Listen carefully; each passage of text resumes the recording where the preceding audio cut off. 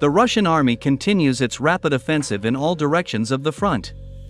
Almost every 5 hours, war correspondents report another success of Russian troops on the battlefield. In the past 24 hours alone, war correspondents have reported on Russian troops' numerous successes in the Kurakhovo, Pokrovsk, Toretsk, Kharkiv, and Chasiv Yar directions of the front. In addition, fighting between Russian troops and the Ukrainian army units has also intensified in the northern part of the Kharkiv region.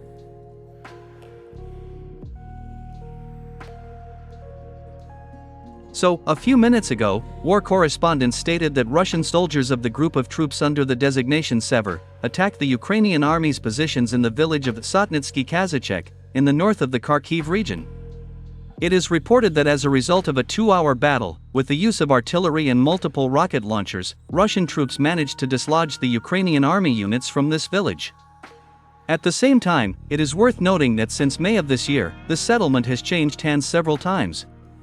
However, judging by what is happening on the battlefield, Russian troops are serious this time, and will no longer surrender this settlement to the Ukrainian army.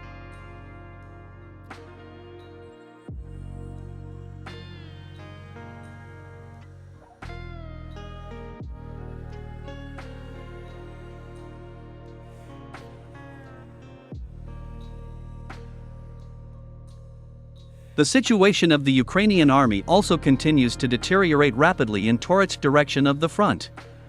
In particular, on November 16, war correspondents confirmed that Russian troops had significantly advanced in the central part of the city of Toretsk.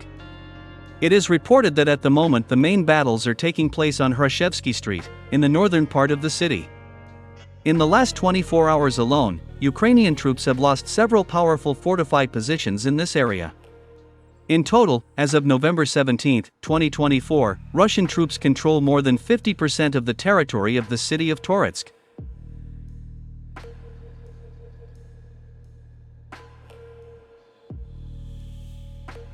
Simultaneously with this, Russian troops also made significant progress near the village of Daknoy, north of Toretsk.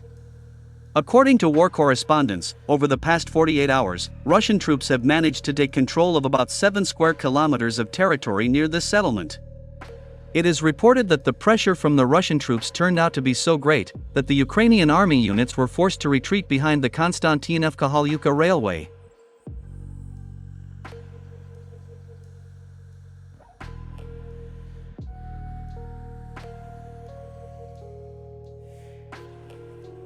In Chasiv Yar direction of the front, Ukrainian troops, together with so-called foreign mercenaries and Ukrainian nationalists, also continue to suffer serious defeats. In particular, Ukrainian and Russian war correspondents confirmed that on the morning of November 16, Russian troops managed to break through the defenses of the Ukrainian army in the western part of the Oktyabrski microdistrict, and enter the central part of Chasiv Yar.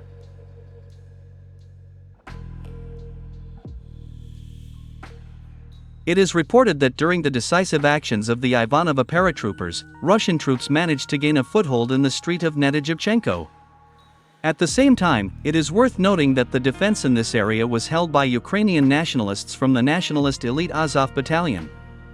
War correspondents report that Ukrainian nationalists mostly try to avoid direct clashes with Russian paratroopers, and are in Chasiv Yar mainly to intimidate ordinary Ukrainian soldiers, and prevent them from fleeing from the positions of the Ukrainian army.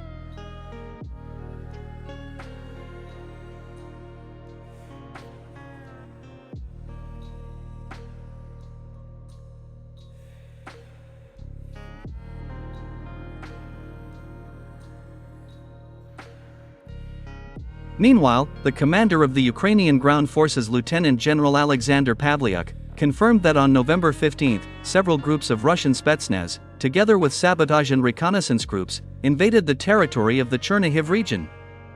At the same time, the Ukrainian general refused to give any details of what was happening in this direction of the front. Later, the Russian military department published footage of the Russian flag raising in such settlements as Muravy and Gremyak, in the northern part of the Chernihiv region. Let me remind you that it was from these settlements that the Ukrainian troops regularly shelled the civilian population of the Bryansk region.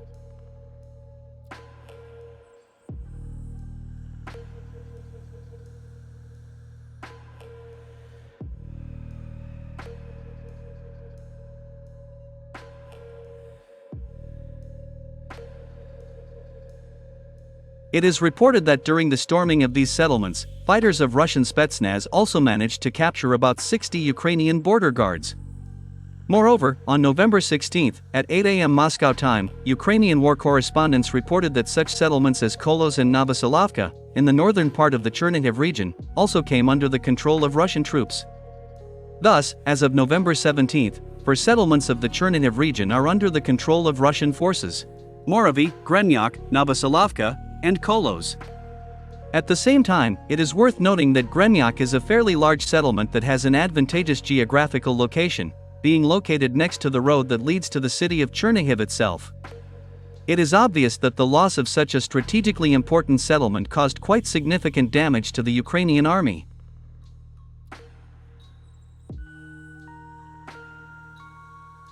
The most interesting thing is that the Ministry of Defense of the Russian Federation, and in particular the Russian General Staff, still refused to comment on the Russian forces' invasion of the Chernihiv region. Against this backdrop, a number of well-known Ukrainian military experts said that the invasion of the Chernihiv region and the capture of 4 settlements by Russian forces is Moscow's brutal revenge for the Ukrainian army's actions in the Kursk region. However, many authoritative Ukrainian telegram channels, citing their own sources in the Ukrainian General Staff, said that everything that is happening in the Chernihiv region is not just Russia's revenge for Kursk. According to them, the Russian army is probing the defense of the Ukrainian troops in the northern part of the country. And the fact that Russian Spetsnaz managed to take control of 4 settlements in the Chernihiv region indicates that the defensive lines of the Ukrainian army in the north of the country are in a deplorable state.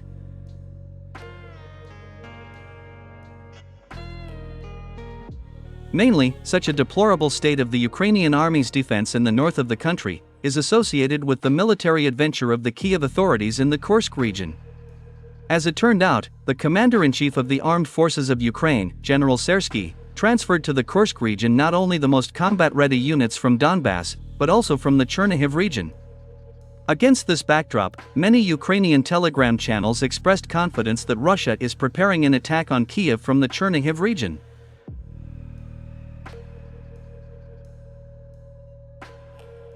According to them, this attack on Kiev will force the commander-in-chief of the armed forces of Ukraine to engage even those units of the Ukrainian army that are currently in the Kursk region, to protect the Ukrainian capital.